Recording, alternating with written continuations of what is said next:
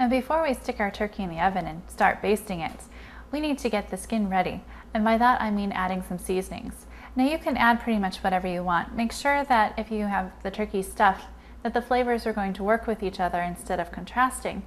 But for demonstrative purposes, I'm just going to show you how to put a layer of oil and salt the turkey. Now, because we're going to be basting with butter, you don't want too much of a fat covering over the turkey. So my secret ingredient, using non-stick cooking spray. This is going to very, very lightly cover the turkey so you don't have pools of it anywhere.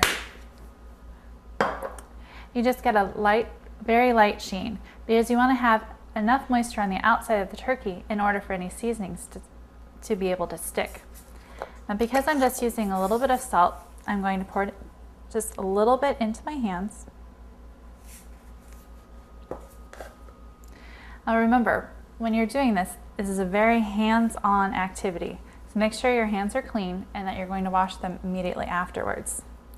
With the salt, you just want to rub it all over the skin. You want to get it underneath the turkey. If you didn't have stuffing in it, you'd also put seasoning on the inside.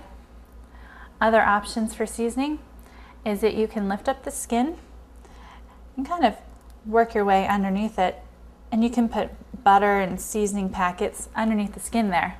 But for today's purpose, we're just going to stick to some nice salt and a little bit of oil.